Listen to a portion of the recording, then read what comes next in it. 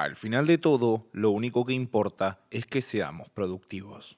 Hace unos días tuve la oportunidad de asistir a un taller de lectura sobre la obra del gran Mark Fisher, un viejo conocido de este canal. En algún momento de la exposición, y como una forma de ejemplificar el concepto de hedonia depresiva presentado por Fisher en Realismo Capitalista, el profesor mencionó a Slorms Mackenzie, un personaje que apareció por primera y última vez, por lo menos en vida, en el episodio número 13 de la temporada debut de Futurama, Fry y la fábrica de Slurm.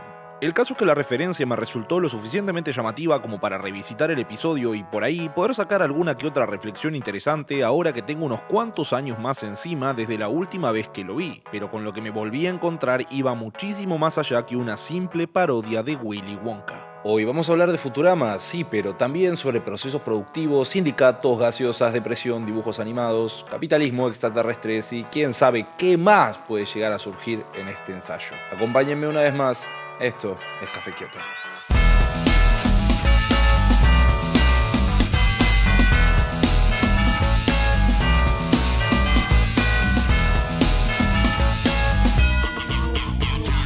Como dije hace un minuto, el episodio se llama Fry y la fábrica de Slurm.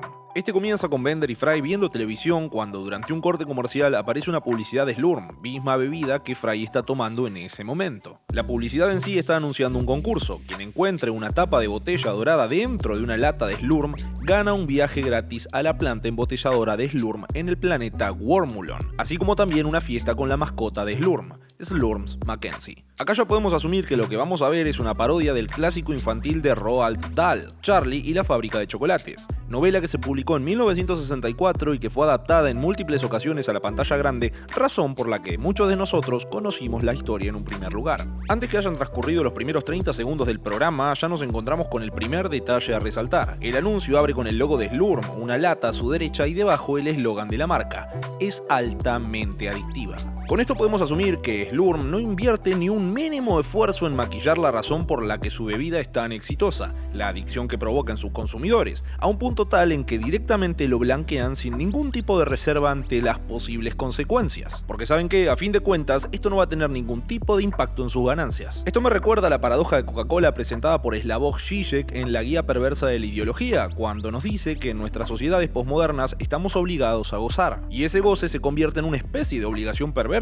Por ejemplo, supuestamente tomamos Coca-Cola cuando tenemos sed, pero todos sabemos que cuanto más Coca-Cola tomas, más sed tenés. ¿Pero por qué lo hacemos entonces? Para Žižek, un deseo nunca es simplemente el deseo de cierta cosa, sino que siempre es también el deseo por el deseo mismo, el deseo de continuar deseando. Porque en este caso, el terror último del deseo es quedar completamente satisfecho y no desear nada más. Por eso afirma que Coca-Cola es la mercancía perfecta. De hecho, Fry decide encontrar la tapa de la botella tomando estúpidas cantidades de Slurm, incluso cuando claramente esto está afectando negativamente a su salud, ilustrado a través del chiste de que al oír un sonido dentro de la lata que está tomando, aludiendo a que encontró la tapa dorada, en realidad terminó siendo uno de los otros tantos dientes que perdió por estar tomando tanta gaseosa. Lo llamativo en este caso, y relacionándolo con lo de Žižek, es que la razón por la que Fry está tomando tanto Slurm no tiene nada que ver con la necesidad de consumir Slurm, sino que lo hace por una falsa necesidad creada por Slurm al ofrecer la posibilidad de irse de fiesta con Slurms Mackenzie a tomar Slurm. Incoherencia que se nota todavía más cuando ponemos a Fry al lado de Bender, a quien lo único que le importa es irse de joda, y su deseo no tiene absolutamente nada que ver con tomar Slurm, y por eso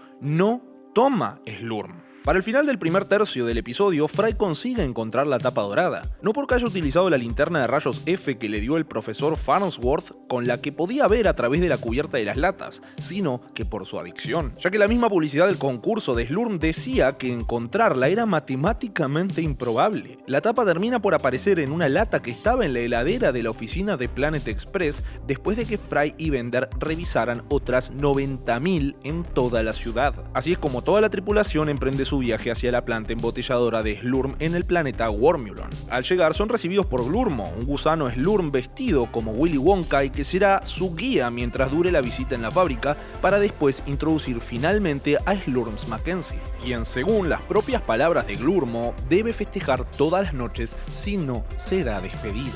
Más allá de la performance, Mackenzie muestra claros signos de agotamiento. Al entrar a la embotelladora empieza lo más interesante. Glurmo la presenta como como la Unidad Centralizada Industrial de Fabricación de Slorm. Pero tras cruzar la puerta de entrada se encuentran con algo más parecido a un jardín que a una unidad centralizada industrial. Más tarde se nos termina por revelar que esto solo es una puesta en escena, pero la intencionalidad del mensaje es bastante clara. Sabemos que el mercado representa un sistema que requiere producción e intercambio. El problema está en que se lo presenta como si consistiese solo de intercambios. Esto es una noción de un corte claramente ideológico y es fundamental para la economía política del capitalismo. ¿Pero por qué? Sencillo, en un primer lugar busca transformar una relación en su opuesto, la famosa cámara oscura de la que hablaban Marx y Engels. Después, hacer que este opuesto, que es parte de las relaciones de producción e intercambio bajo el capitalismo, aparezca como la totalidad o la signifique. Y por último, hacer que los cimientos reales de la sociedad capitalista, la producción, desaparezca de la vista. Esto nos deja una sola posibilidad, que es la de ver el trabajo y la producción solo a través de los mecanismos de mercado, ya que no podemos ver qué es la producción donde el trabajo es explotado y donde es extraída la plusvalía. Resumiendo, lo que percibimos es el intercambio que hacemos al dar nuestro dinero a cambio de una mercancía, ignorando cómo es que conseguimos ese dinero y cómo fue producida esa mercancía en primera instancia. La puesta en escena de la embotelladora de Slurm no solo busca ocultar el verdadero origen de la bebida, sino que también es una metáfora sobre el ocultamiento de los procesos productivos en el capitalismo. Antes de que descubran la fórmula secreta durante el tour, la tripulación de Planet Express es interrumpida por un número musical ejecutado por los Grunkalunkas, una raza extraterrestre de pequeños hombres naranjas a quienes Slurm contrata para trabajar en la parte visible de la fábrica durante las visitas guiadas. Ellos simulan llevar adelante distintos procesos productivos como mezclar ingredientes naturales y agua de manantial sintética producida en la misma fábrica. Ya hablando de la lírica de la canción, está lejos de ser una letra inocente y es bastante explícita, que dependiendo de la traducción, la idea es más o menos la siguiente. Tenemos una amistosa advertencia que hacer: el secreto de Slurm no será revelado. Hacer preguntas en la escuela es una gran forma de aprender, pero si intentás hacer eso acá, te van a romper las piernas. Una vez encontramos a un tipo muerto flotando en Slurm y tranquilamente podría pasarles a ustedes también. Así que agachá la cabeza y mantené la boca cerrada. Acá se plantea algo interesante. Claramente los Grunkalunkas están advirtiendo a los visitantes sobre las estructuras represivas sobre las que se sostiene la producción de la embotelladora, pero también están sugiriendo, sin mencionarlo explícitamente, que lo que están viendo no es la línea de producción real, sino que hay un proceso oculto sobre el que tampoco deberían indagar mucho por el bien de su integridad física. Además, esto queda todavía más en evidencia cuando Glurmo interrumpe abruptamente el número musical bajo la amenaza de que no les paga para eso y que ahora les va a quitar su descanso para ir al baño. La canción no es parte de la visita guiada, sino que una amigable advertencia por parte de los obreros de Slurm. A continuación de esto se produce una conversación entre Glurmo y Hermes Conrad que no hace otra cosa que confirmar esta crítica sobre la producción capitalista. Hermes le pregunta al gusano Slurm si es cierto que puede echar a todos sus trabajadores y, en su lugar, contratar Grunkalunkas por la mitad de precio. A lo que Glurmo responde: eso es cierto, ellos piensan que tienen un buen sindicato, pero no es así. Son básicamente esclavos. De acá podemos sacar información bastante útil. En primer lugar, los Grunkalunkas están a favor de la unión sindical, para lo que necesariamente tendríamos que concluir que tienen conciencia de clase y por lo tanto no son lumpens. Tampoco son esclavos, pero con relación a lo que supuestamente están produciendo, para Glurmo y el complejo industrial de Slurm, la extracción de plusvalor es tal que los considera prácticamente mano de obra esclava. Otra lectura que podemos hacer de esto es el del ejército industrial de reserva, otro término acuñado por Marx en El Capital y que refiere a la existencia estructural de la sociedad cuyo modo de producción es el capitalista, de una parte de la población que resulta excedentaria como fuerza de trabajo respecto a las necesidades de la acumulación del capital. Un ejército de desempleados permanente necesario para el buen funcionamiento del sistema de producción capitalista y la necesaria acumulación del capital. Aquella población obrera sobrante a la que los capitalistas pueden acudir no solo cuando un desarrollo técnico revoluciona las formas de producir y requiere contratar mano de obra de forma masiva, sino también como una forma de coaccionar a los obreros, tanto en la negociación de salarios salarios como una herramienta disuasiva ante la posibilidad de ser despedidos, ya que siempre habrá alguien más desesperado y que haga lo mismo por menos dinero. Y por último, el comentario final sobre los sindicatos puede ser interpretado como una crítica al sindicalismo amarillo, es decir, todos aquellos sindicatos que, siendo creados o controlados por los empleadores, responden primero a los intereses de estos antes que a lo de los propios trabajadores sindicalizados. Poco tienen que ver con un verdadero sindicato de carácter mucho más combativo para en su lugar rechazar las acciones coactivas y su figura está a merced de la voluntad de otra persona, partido, empresa o estado con los que rara vez tendrá un enfrentamiento, mucho menos buscar reformar el sistema político-económico vigente. Continuando, acá solo tenemos un detalle a resaltar antes de encontrar la planta embotelladora real. Durante el paseo en bote, Fry sucumbe ante su adicción y termina saltando de la embarcación para beber el supuesto slurm del río sobre el que se estaban desplazando. Tras él, Leela salta para rescatarlo y por último termina apareciendo Bender, quien ante la interrogante de por qué saltó, da una respuesta que en su momento supo ser un meme bastante popular. Todos lo hacían, yo solo quería ser popular. Lo que en un principio puede parecer un comentario gracioso, toma otro color si consideramos que quien saltó en un primer lugar fue Fry, sumido en su adicción al slurm, arrastrando en ese consumo desmedido a todos los demás. ¿Por qué consumimos lo que consumimos? Tal vez solo porque todos los demás lo están haciendo. Cuando Leela, Fry y Bender encuentran la planta embotelladora real, en donde una especie de gusano reina producía todo el slurm secretando una especie de fluido viscoso por su cola, pasan un par de cosas interesantes. Como bien señalamos más arriba, el ocultamiento de los procesos productivos sumados al desarrollo de la mercadotecnia nos empuja a pensar algo similar a lo que vimos cuando la tripulación de Planet Express entró a la fábrica. El slurm crece de los árboles. No de una forma literal, pero a veces preferimos ignorar, con éxito o no, cuáles son los procesos para producir la mercancía que estamos consumiendo. Creo que todos en algún momento de nuestra vida hemos escuchado a alguien decir "me hice vegetariano" después de ver cómo se hacen las salchichas. Incluso que el slurm sea de origen animal no es algo que podemos dejar pasar por alto, considerando que gran parte de los productos que consumimos a diario, y aunque no lo parezcan, tienen de alguna u otra forma un ingrediente de origen animal. Más allá del impacto inicial, este descubrimiento termina por ser relevante no solo para Fry, quien hasta que Leela no le quita la lata de sus manos, vuelve a ver y escupir el slurm en reiteradas ocasiones, sino que más tarde en el episodio veremos que les termina resultando igual de irrelevante que antes de conocer la verdad. Este tema resulta tan problemático y a la vez casi ineludible que terminamos encontrándonos con mucha gente que prefiere consumir productos provenientes de empresas que destinan alguna parte de sus ganancias de la venta de los productos particulares a buenas causas, que por más de bien intencionado que puede resultar, no deja de encarnar esa fantasía de que el consumismo occidental, lejos de ser intrínsecamente implicado en la desigualdad global sistémica, puede más bien contribuir a resolverla. Lo único que tenemos que hacer es comprar los productos correctos. Mark Fisher señala esto en Realismo Capitalista como un chantaje ideológico en donde individuos compasivos y solidarios pueden terminar con la pobreza sin la necesidad de ninguna solución política o reorganización sistémica, y trasladándolo a este caso con la crueldad animal. Y seguirá siendo así mientras que la mayoría siga ignorando deliberadamente la relación intrínseca que existe entre el producto y la producción.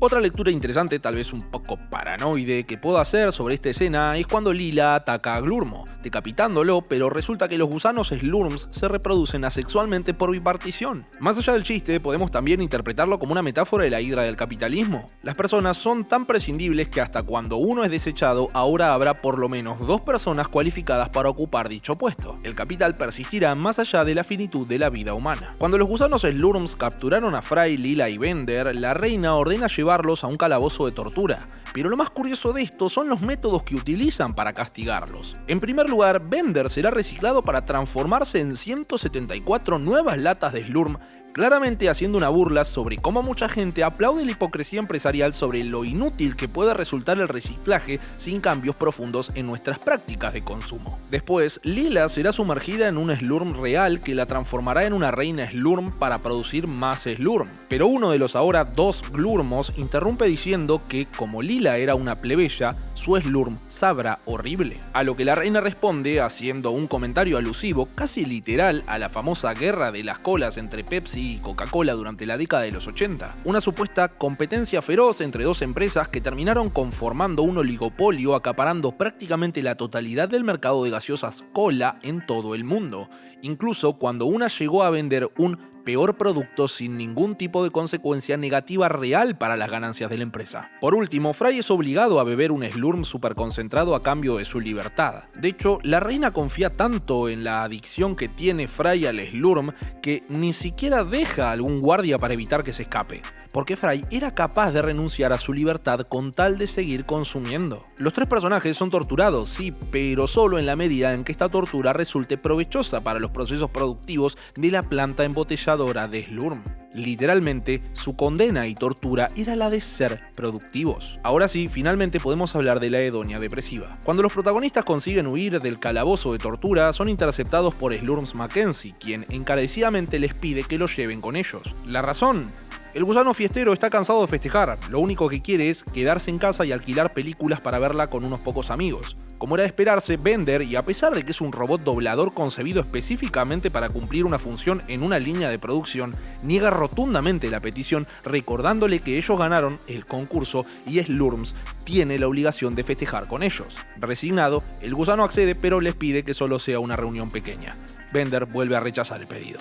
Cuando Fisher habla sobre la hedonia depresiva, la describe como un cuadro psicológico que, y aunque una de las características más distintivas de la depresión es la anedonia, es decir, la incapacidad de sentir placer, este cuadro no se construye tanto por la incapacidad para sentir placer, sino por la incapacidad para hacer cualquier cosa que no sea la búsqueda del placer. Es esa sensación que muchos de nosotros sentimos o sentimos en algún momento de que efectivamente algo más hace falta. Pero no se piensa que este disfrute misterioso y faltante solo podría encontrarse más allá del principio del placer. Para Fisher, este fenómeno es una consecuencia de la ambigua posición estructural durante el traspaso entre el rol como sujetos de instituciones disciplinarias y un nuevo estatus como consumidores de servicios. El pesimismo de Slurms Mackenzie es tal que la única salida viable que encuentra a su sufrimiento es morir festejando, por la frustración, el agotamiento y las consecuencias del trabajo enajenado de festejar cada noche durante los últimos 40 años de su vida. Para el final del episodio, toda la tripulación de Planet Express consigue escapar del planeta Wormulon.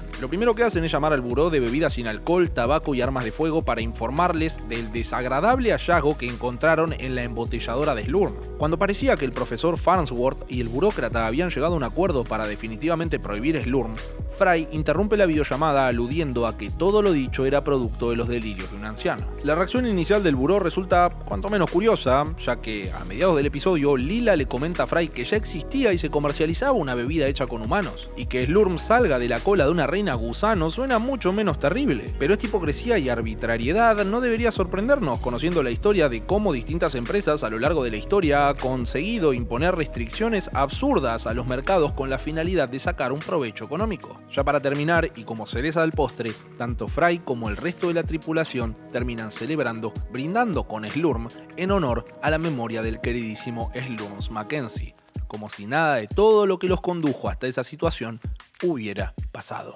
Si podemos hacer una recapitulación de todo lo dicho hasta acá, podemos concluir que la crítica de este episodio yace en exponer el rol que cumple la ideología en la producción capitalista. A lo que voy es que esta función que cumple en las relaciones de mercado bajo el capitalismo hace que sean al mismo tiempo reales e ideológicas.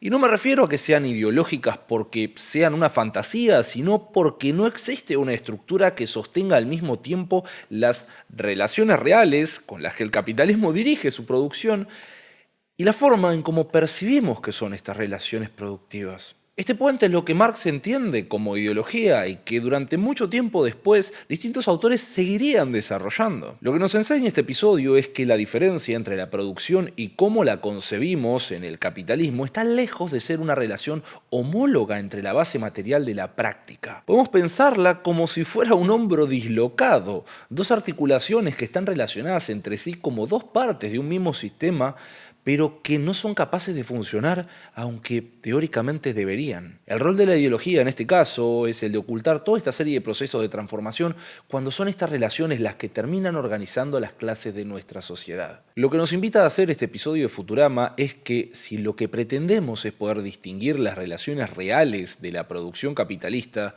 es necesario exponer todos aquellos mecanismos que sostienen de forma consciente al capital y no conformarnos con la falsa inflexión entre ellas. Muy buenas noches.